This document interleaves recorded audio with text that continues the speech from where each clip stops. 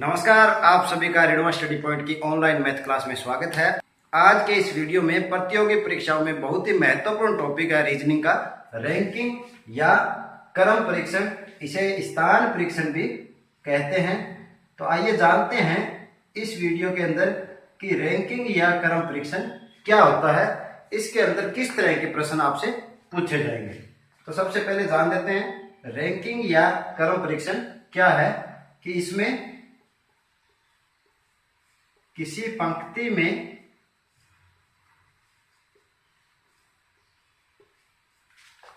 कुल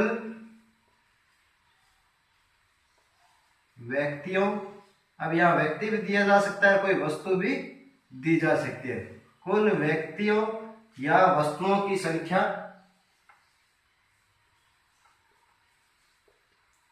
अथवा और क्या पूछ सकते हैं इसके अंदर, व्यक्ति या वस्तु के दूसरे छोर यानी किनारे, दूसरे छोर का पता लगाना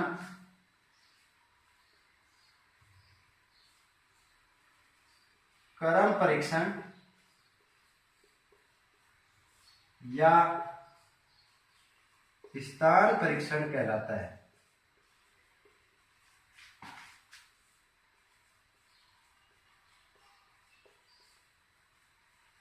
देखिए इन लाइनों का अर्थ क्या है कि इसके अंदर जो प्रश्न पूछे जाएंगे वो इस तरह से होंगे कि मान लें किसी कक्षा के अंदर कुल विद्यार्थियों की संख्या आपको ज्ञात करनी है और उसमें वो क्या दे दिया जाता है कि ये कोई लड़का राम है, ये कहते हैं कि राम का जो क्रम है अंकों के हिसाब से कह दो या उसका जो स्थान है वो ऊपर से 25वें नंबर पे और नीचे से 19वें नंबर पर है। तो बताइए उस कक्षा में कुल कितने छात्र हैं। इस तरह के प्रश्न इसके अंदर पूछे जा सकते हैं। तो इनको हल कैसे किया जाता है वो सीखते हैं। देखिए इसमें प्रश्न कैसे पूछे जाएंगे। रैंकिंग या क्रम परीक्षण में जो प्रश्न आपको पूछे जाएंगे उसमें किसी भी वस्तु या व्यक्ति के कम से कम दो छोर होते हैं। किसी भी वस्तु या व्यक्ति के कम से कम कितने छोर होंगे, दो छोर या किनारे होते हैं। यह आपको ध्यान रखना है। या तो वो प्रश्न के अंदर दो छोर कौन से होंगे, ऊपर और नीचे की बात करेंगे या दाएं और बाएं। प्रश्न में यह दे सकता है कि उसकी स्थिति ऊपर से 25वें नंबर पे है, नीचे से 19वें नंबर पे है, या दाएं से 20वें नंबर पे है, बाएं से 15वें नंबर पर है या 15वें स्थान पे है। तो इस तरह के प्रश्न आपको दिए जाएंगे। तो इसमें जो पहली तरह का जो प्रश्न बनता है वो आपको याद रखना है कि जब किसी व्यक्ति के दोनों छोर, यानी छोर का अर्थ यहाँ पे क्या है, किनारे, जब किसी एक ही व्यक्ति की बात याद कर रहे हैं, ये ध्यान रखना, जब किसी एक ही व्यक्ति के दोनों छोर या किनारे दिए हो तब कुल व्यक्तियों की संख्या ज्ञात करना। कैसे ज्ञात करेंगे, एक बिल्कुल ही सिंपल सा फॉर्मूला है, वो आपको याद रखना है। कोई भी प्रश्न उससे आपका गलत नहीं होगा। समझना यह है कि यदि उस प्रश्न के अंदर किसी व्यक्ति की दोनों किनारे आपको दिए हो, चाहे ऊपर से नीचे की स्थिति दी हो या दाएं और बाएं की स्थिति दी हो, तो आप कुल व्यक्तियों की संख्या ज्ञात कर सकते हैं। कैसे ज्ञात करोगे, टोटल कुल बराबर होता है लेफ्ट प्लस राइट माइनस 1, या आपको ऐसे दिया हो ऊपर नीचे तो up plus down minus 1। Formula आपको यही याद करना है कि कुल की संख्या ज्ञात करनी होती है तो उसकी दाएं स्थिति से कितने नंबर पर है और बाएं तरफ से वो कौन से नंबर पर है और उनमें से एक घटा देते हैं। चलिए इसका एक प्रश्न अपने उदाहरण कर लेते हैं तो आपको अच्छी तरह से ये समझ में आ जाएगा कि राम इसी पंक्ति में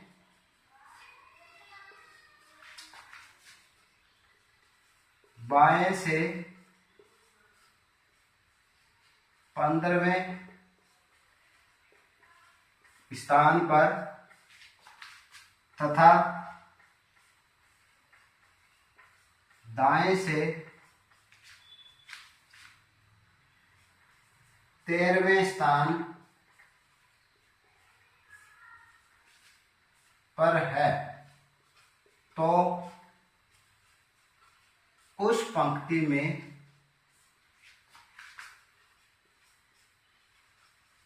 कुल व्यक्तियों की संख्या बताइए। उस पंक्ति में कुल व्यक्तियों की संख्या ज्ञात कीजिए। यहां पर आपको एक ही व्यक्ति की दोनों तरफ से स्थिति दी हुई है, बाएं से भी दी हुई है और दाएं से भी दी हुई है। तो आप इस फॉर्मूले का यूज कर आराम से इसका कुल व्यक्तियों की संख्या निकाल सकते हैं। कैसे निकालेंगे? कुल व्यक्तियों की संख्या, कुल व्यक्तियों की संख्या फॉर्मूला क्या है आपको याद रखना है कि वो बाएं तरफ से और दाएं तरफ से कितनी दूरी पे हमको जोड़ देना है। बाएं तरफ से है 15 और दाएं तरफ से है 13वें स्थान पर -1, लेफ्ट प्लस राइट -1। तो यहां पर देखिए जोड़ दीजिए, 5 और 3 8, 28 -1, यानी कि उस पंक्ति में कुल कितने व्यक्ति हुए? 27 व्यक्ति हुए। तो इस तरह से इस प्रश्न को हल करना है। अब इसी फॉर्मूले से 3 तरह के प्रश्न अपने हल करेंगे। एक टाइप का ये प्रश्न हो गया। अब हो सकता है कि वो प्रश्न में आपको एक स्थिति नहीं दी हो, बाएं तरफ से वो नहीं देकर इसकी जगह दे दे कि किसी पंक्ति में कुल 27 व्यक्ति है, उनमें से राम दाएं से 13वें स्थान पर है, तो बताइए राम का बाएं से स्थान कौन सा होगा। तो इसी का फॉर्मूला यूज करना है। देखिए एक उदाहरण है, 30 लड़कियों की एक कतार में देवश्री का स्थान दाएं छोर से 15वां है, तो बताइए कि बाएं छोर से क्या स्थान होगा। तो इसको हल अपने उसी फॉर्मूले से करेंगे। इससे पहले जो हल किया था उसमें एक फॉर्मूला यूज किया था कि लेफ्ट प्लस राइट -1 बराबर टोटल। ये फॉर्मूला कब यूज करना है कि जब एक ही व्यक्ति की बात हो रही हो। यहाँ एक ही व्यक्ति की बात हो रही है और उसके दोनों छोर अगर आपको दिया हुआ हो तब ये फॉर्मूला यूज करना है, या उनमें से एक कोई भी छोर लेफ्ट या राइट दिया हो और कुल संख्या दी हुई हो तो भी यही फॉर्मूला आपको यूज करना है। तो यहाँ पर देखिए बाएं और दाएं और कुल यहाँ पे संख्या दी हुई है 30, कुल की जगह 30 लिख देना है। देवश्री का स्थान दाएं छोर, राइट का मान दिया हुआ है 15, लेफ्ट ज्ञात करना है, एल का एल लिखेंगे, राइट है 15 -1, या अब देखिए एल यहां रखेंगे, इसको घटा दीजिए, 15 में से एक कितने रह गए प्लस के 14 बराबर 30, या एल बराबर 30 -14, घटा दीजिए कितने रह गए 16। अतः देवश्री का बाएं छोर से स्थान, बाएं छोर से स्थान 16वां होगा। इस तरह से इस प्रश्न को आपको हल करना है। अब हो सकता है कि ऐसा ही प्रश्न दे दे और उसमें दाएं छोर से स्थान न देकर बाएं छोर से स्थान बता दे आपका कि इसका स्थान जो बाएं छोर से है वो 15वां है, तो दाएं छोर से स्थान ज्ञात कीजिए। तब भी इसी फॉर्मूले का यूज करना है। जब भी बाएं तरफ का मान दे तो एल पे रखना है और दाएं तरफ का मान दे तो आर की जगह रखना है। इसमें हो सकता है कि आपको किसी कक्षा में ऊपर से नीचे का भी, दो किनारे ऊपर से नीचे के भी हो, तो अप और डाउन का यूज कर सकते हो। तब अपना ये जो फॉर्मूला है वो इस तरह से हो जाएगा, यू से अप यानी ऊपर और डी से डाउन यानी नीचे, दोनों एक ही बात है। तो आप इस तरह से इन 3 टाइप के प्रश्नों को इस एक ही सूत्र से हल कर सकते हैं।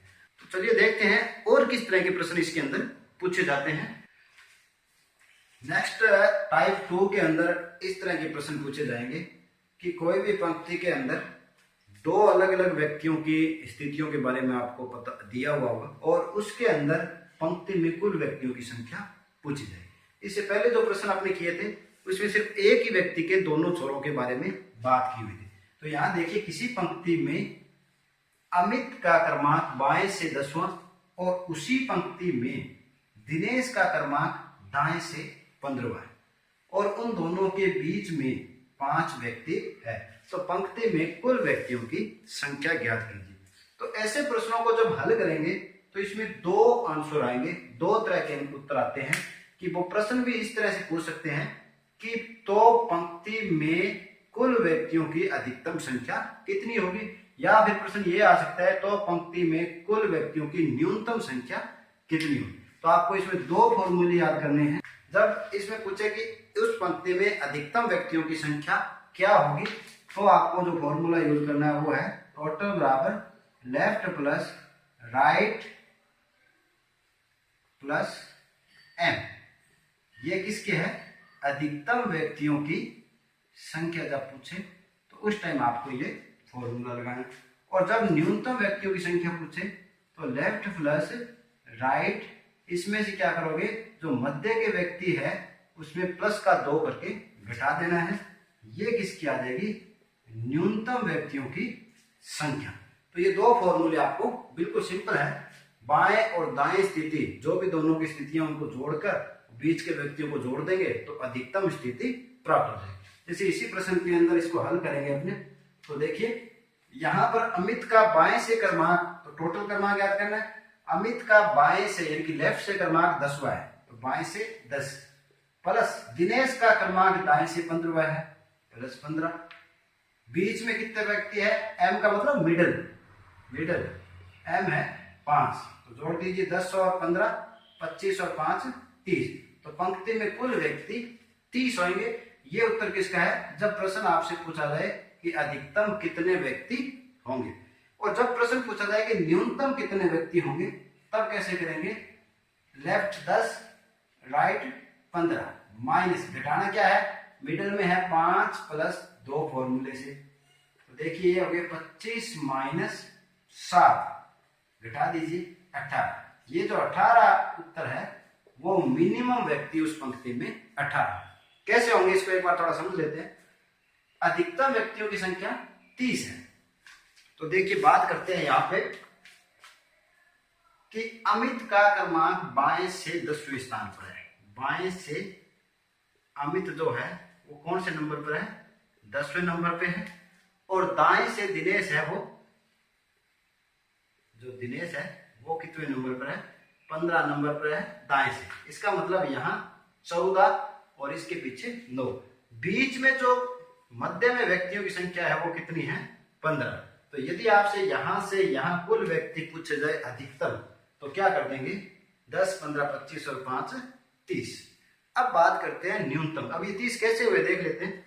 तो आप इस तरह से इसको हल भी कर सकते हैं, 1 2 3 4 5 6 7 8 9 10 11 12 13 14 15 16 17 19 20 21 22 23 24 25 26 27 28 29 और 30। अब देखिए अमित है बाएं से 10वें नंबर पे, 1 2 3 4 5 6 7 8 9 और 10वें यहाँ पर है अमित। दिनेश है वो दाएं से 15वें पे, तो 1 2 3 4 5 6 7 8 9 10 11 12 13 14 और 15वें नंबर पर यहाँ पर दिनेश है। तो देखिए बीच में कितने व्यक्ति बच गए, 1 2 3 4 5। इसका मतलब अपना जो आंसर है अधिकतम का इस तरह से आप निकाल सकते हैं। न्यूनतम कैसे होंगे, न्यूनतम 18 कैसे हो सकते हैं, आपको 18 लाइनें खींचनी, 1 2 3 4 5 6 7 8 9 10 11 12 13 14 15 16 17 18। अब देखिए अमित का क्रमांक बाएं से 10वां है, तो यहाँ बाएं से 10वां 1 2 3 4 5 6 7 8 9 और 10 यहाँ है अमित। और जो दिनेश है वो दाएं से 15वां, 1 2 3 4 5 6 7 8 9 10 11 12 13 14 और 15 ये दिनेश। अब अगर बीच में आपके 5 है तो आपका ये उत्तर भी सही है। तो देखिए 1 2 3 4 और 5, तो यानी ये आंसर आपका 18 सही है, क्योंकि ये 5 बीच में आए हैं तो यहाँ घटाए क्यों हैं, क्योंकि यहाँ पर इनको 2 बार गिन लिया, इधर से भी गिना और इधर से भी 2 गिन लिया, तो ये 2 को घटाया। तो ये तो आपको सिर्फ समझाने के लिए है।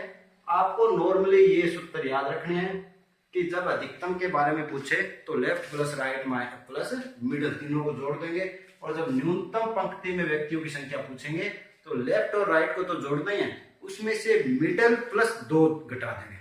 लेफ्ट और राइट को जोड़कर मिडल प्लस 2 उसमें घटा देंगे, तो इस तरह का कोई भी प्रश्न आपका गलत नहीं हो। अब बात करते हैं इसके अलावा भी क्रम परीक्षण में कौन कौन से प्रश्न पूछे जाएंगे। देखिए तीसरे तरह के जो प्रश्न है, किसी पंक्ति में ए का स्थान बाएं से 20वां तथा बी का स्थान दाएं से 15वां है।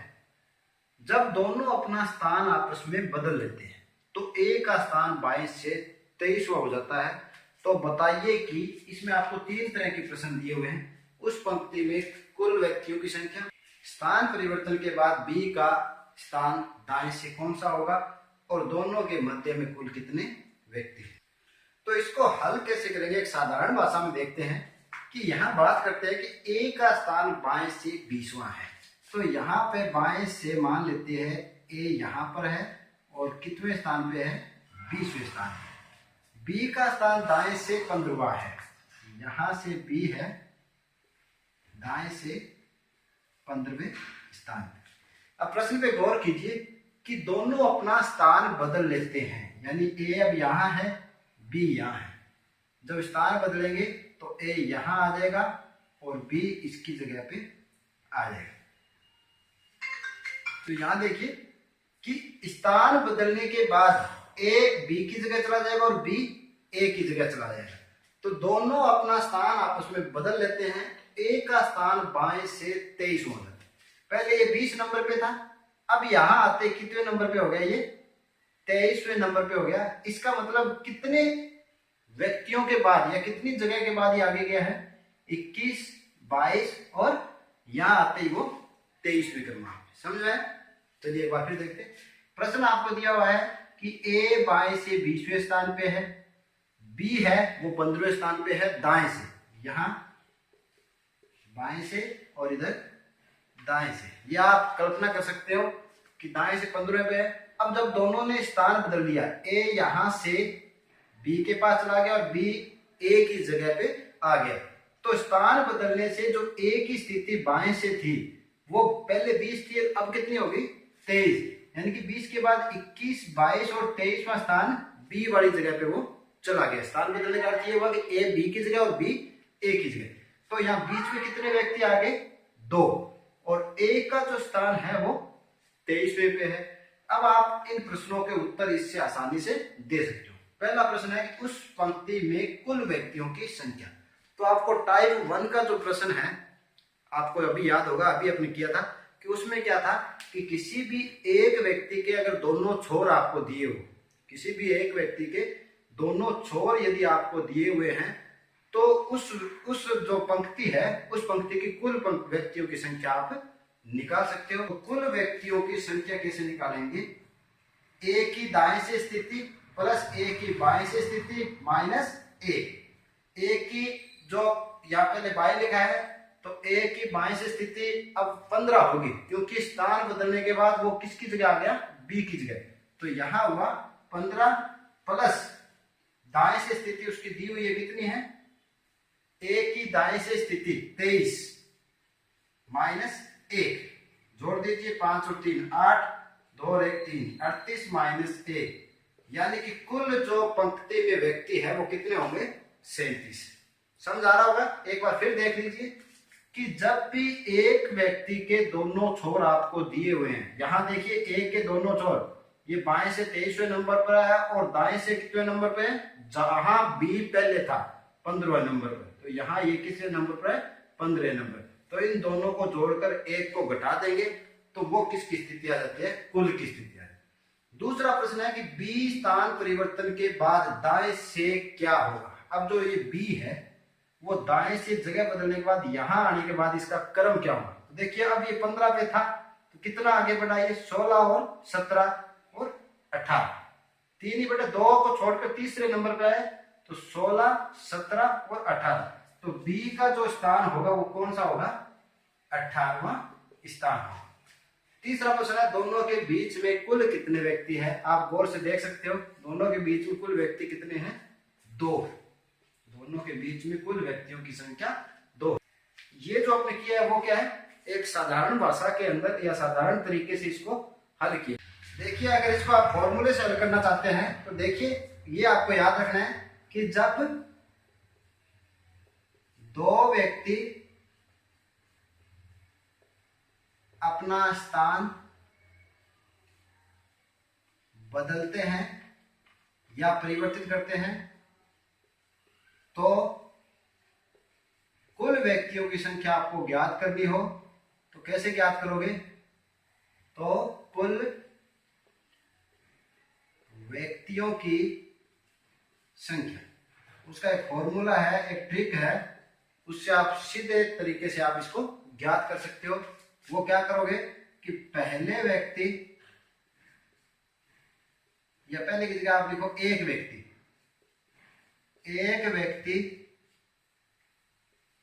की नई स्थिति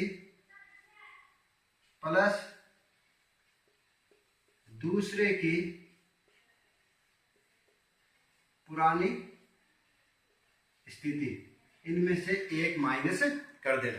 पहले एक व्यक्ति की नई स्थिति यानी स्थान बदलने के बाद उसका क्रमांक क्या हुआ, प्लस दूसरे जो व्यक्ति या जो वस्तु दी हुई है उसकी पहले वाली स्थिति, उन दोनों को जोड़कर एक को घटा देना, आपका उत्तर आ जाएगा। जैसे यहां पे देख लिए कि एक का स्थान 20 है, स्थान परिवर्तन के बाद इसका स्थान देखिए 23वां, तो सूत्र के अनुसार एक व्यक्ति की नई स्थिति 23वीं, दूसरे व्यक्ति की पुरानी स्थिति, बी का स्थान दाएं से 15वां है, तो दूसरे व्यक्ति की पुरानी स्थिति -1, जोड़ दीजिए 38 - 1 बराबर 37। इस तरीके से भी इस प्रश्न को आप हल कर सकते हैं।